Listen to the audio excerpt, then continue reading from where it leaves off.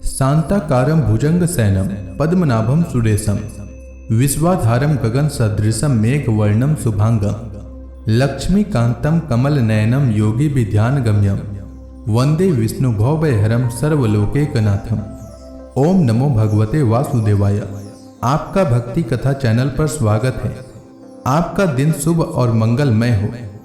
आज दिनांक 15 मई और दिन शुक्रवार है। आज ज्येष्ठ कृष्ण पक्ष की त्रयोदशी तिथि है। आज सूर्योदय का समय सुबह 5:30 और सूर्यास्त का समय शाम 7:05 रहेगा। ब्रह्म मुहूर्त रहेगा सुबह 4:07 से सुबह 4:49 तक और अभिजीत मुहूर्त रहेगा सुबह 11:50 से दोपहर 12:45 तक। वहीं राहु काल सुबह 10:36 से दोपहर 12:18 तक रहेगा। आइए सुनते हैं ज्येष्ठ मास कथा का आज का अध्याय। श्री सुखदेव जी कहते हैं, परीक्षित, अम्बरीश बड़े भाग्यवान थे। पृथ्वी के 7 द्वीप, अचल संपत्ति और अतुलनीय ऐश्वर्य उनको प्राप्त था। यद्यपि ये सब साधारण मनुष्यों के लिए अत्यंत दुर्लभ वस्तुएं हैं, फिर भी वे इन्हें स्वप्न तुल्य समझते थे, क्योंकि वे जानते थे कि जिस धन वैभव के लोभ में पड़कर मनुष्य घोर नरक में जाता है, वह केवल 4 दिन की चांदनी है। उसका दीपक तो बुझा बुझाया है। भगवान श्री कृष्ण में और उनके प्रेमी साधुओं में उनका परम प्रेम था। उस प्रेम के प्राप्त हो जाने पर तो यह सारा विश्व और इसकी समस्त संपत्तियां मिट्टी के ढेले के समान जान पड़ती है। उन्होंने अपने मन को श्री कृष्ण चंद्र के चरणारविंद युगल में, वाणी को भगवत गुणानुवर्णन में, हाथों को श्रीहरि मंदिर के मार्जन सेचन में और अपने कानों को भगवान अच्युत की मंगलमयी कथा के श्रवण में लगा रखा था। उन्होंने अपने नेत्र मुकुंद मूर्ति एवं मंदिरों के दर्शनों में, अंग संग भगवत भक्तों के शरीर स्पर्श में, नासिका उनके चरण कमलों पर चढ़ी श्रीमती तुलसी के दिव्य गंध में और रसना को भगवान के प्रति अर्पित नैवेद्य प्रसाद में संलग्न कर दिया था। अम्बरीश के पैर भगवान के क्षेत्र आदि की पैदल यात्रा करने में ही लगे रहते और वे सिर से भगवान श्री कृष्ण के चरण कमलों की वंदना किया करते। राजा अम्बरीश ने माला, चंदन आदि भोग सामग्री को भगवान की सेवा में समर्पित कर दिया था। भोगने की इच्छा नहीं, बल्कि इसलिए कि इससे वह भगवत प्रेम प्राप्त हो, जो पवित्र कीर्ति भगवान के निज जनों में ही निवास करता है। इस प्रकार उन्होंने अपने सारे कर्म यज्ञ पुरुष इंद्रियातीत भगवान के प्रति उन्हें सर्वात्मा एवं सर्वस्व रूप समझकर समर्पित कर दिए थे और भगवत भक्त ब्राह्मणों की आज्ञा के अनुसार वे इस पृथ्वी का शासन करते थे। उन्होंने धनव नाम के निर्जल देश में सरस्वती नदी के प्रवाह के सामने वशिष्ठ, असित, गौतम आदि भिन्न भिन्न आचार्यों द्वारा महान ऐश्वर्य के कारण सर्वांग परिपूर्ण तथा बड़ी बड़ी दक्षिणा वाले अनेकों अश्वमेध यज्ञ करके यज्ञाधिपति भगवान की आराधना की थी। उनके यज्ञों में देवताओं के साथ जब सदस्य और ऋत्विज बैठ जाते थे, तब उनकी पलकें नहीं पड़ती थी और वे अपने सुंदर वस्त्र और वैसे ही रूप के कारण देवताओं के समान दिखाई पड़ते थे। उनकी प्रजा महात्माओं के द्वारा गाए हुए भगवान के उत्तम चरित्रों का किसी समय बड़े प्रेम से श्रवण करती और किसी समय उनका गान करती। इस प्रकार उनके राज्य के मनुष्य देवताओं के अत्यंत प्यारे स्वर्ग की भी इच्छा नहीं करते। वे अपने हृदय में अनंत प्रेम का दान करने वाले श्रीहरि का नित्य निरंतर दर्शन करते रहते थे। इसलिए उन लोगों को वह भोग सामग्री भी हर्षित नहीं कर पाती थी, जो बड़े बड़े सिद्धों को भी दुर्लभ है। वे वस्तुएं उनके आत्मानंद के सामने अत्यंत तुच्छ और तिरस्कृत थी।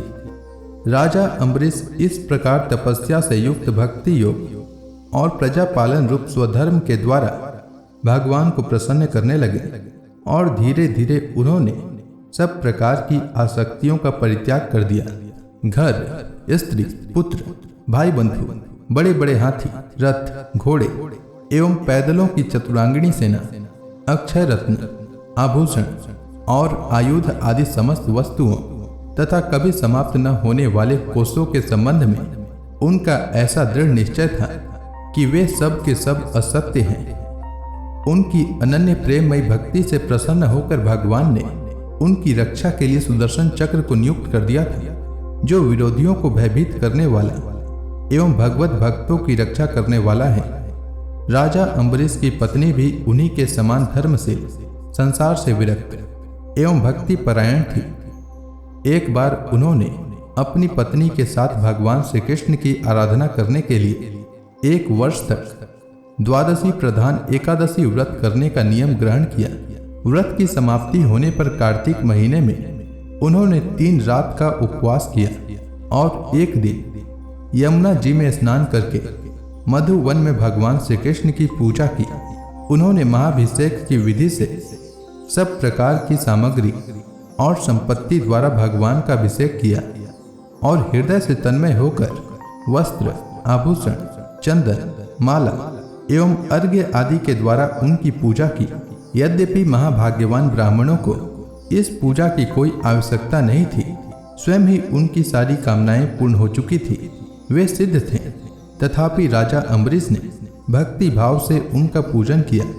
तत्पश्चात पहले ब्राह्मणों को स्वादिष्ट और अत्यंत गुणकारी भोजन कराकर उन लोगों के घर 60 करोड़ गौवें सुसज्जित करके भेज दी।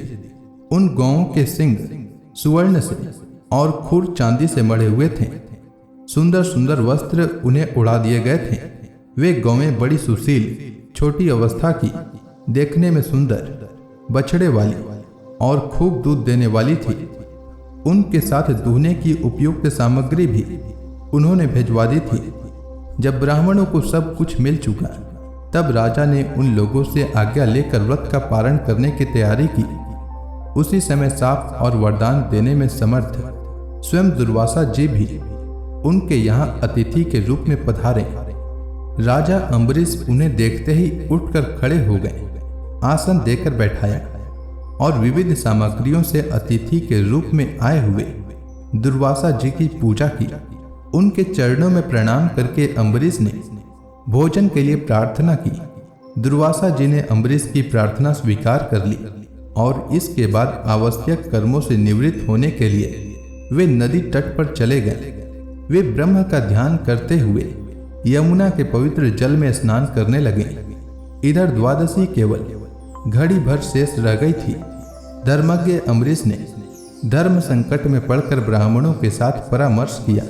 उन्होंने कहा, ब्राह्मण देवताओं, ब्राह्मण को बिना भोजन कराए स्वयं खा लेना और द्वादशी रहते पारण न करना दोनों ही दोष है। इसलिए इस समय जैसा करने से मेरी भलाई हो और मुझे पाप न लगे, ऐसा काम करना चाहिए।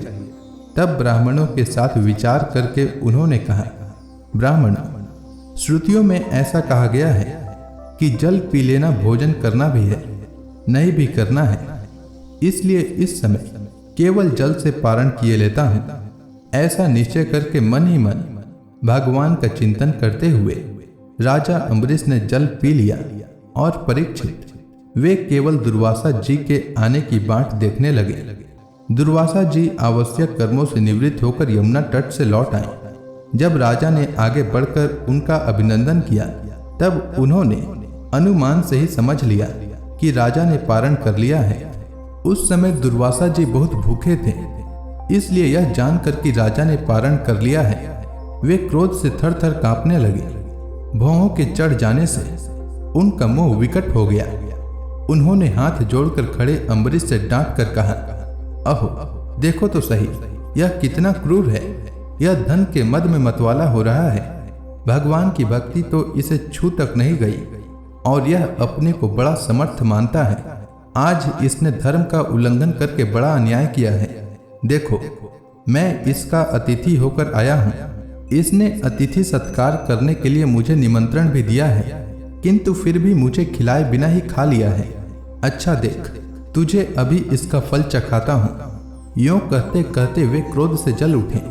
उन्होंने अपनी एक जटा उखाड़ी और उससे अम्बरीश को मार डालने के लिए एक कृत्या उत्पन्न की। वह प्रलय काल की आग के समान दहक रही थी। वह आग के समान जलती हुई हाथ में तलवार लेकर राजा अम्बरीश पर टूट पड़ी। उस समय उसके पैरों की धमक से पृथ्वी कांप रही थी, परंतु राजा अम्बरीश उसे देखकर उससे तनिक भी विचलित नहीं हुए। वे एक पग भी नहीं हटे, ज्यों के त्यों खड़े रहे। परम पुरुष परमात्मा ने अपने सेवक की रक्षा के लिए पहले से ही सुदर्शन चक्र को नियुक्त कर रखा था। जैसे आग क्रोध से गुर्राते हुए सांप को भस्म कर देती है, वैसे ही चक्र ने दुर्वासा जी की कृत्या को जलाकर राख का ढेर कर दिया। जब दुर्वासा जी ने देखा कि मेरी बनाई हुई कृत्या तो जल रही है और चक्र मेरी ओर आ रहा है, तब वे भयभीत हो अपने प्राण बचाने के लिए जी छोड़कर एकाएक भाग निकले। जैसे ऊंची ऊंची लपटों वाला दावानल सांप के पीछे दौड़ता है, वैसे ही भगवान का चक्र उनके पीछे पीछे दौड़ने लगा। तब दुर्वासा जी ने देखा कि चक्र तो मेरे पीछे लग गया है। तब सुमेरु पर्वत की गुफा में प्रवेश करने के लिए वे उसी ओर दौड़ पड़े। दुर्वासा जी दिशा, आकाश, पृथ्वी, अतल वितल आदि नीचे के लोक, समुद्र, लोकपाल और उनके द्वारा सुरक्षित लोक एवं स्वर्ग तक में गए। परंतु जहां जहां वे गए, वहीं वहीं उन्होंने असह्य तेज वाले सुदर्शन चक्र को अपने पीछे लगा देखा। जब उन्हें कहीं भी कोई रक्षक न मिला, तब तो वे और भी डर गए। अपने लिए त्राण ढूंढते हुए वे देव शिरोमणि ब्रह्मा जी के पास गए और बोले, ब्रह्मा जी, आप स्वयंभू हैं, भगवान के इस तेजोमय चक्र से मेरी रक्षा कीजिए। तो इसी के साथ यह अध्याय समाप्त हुआ।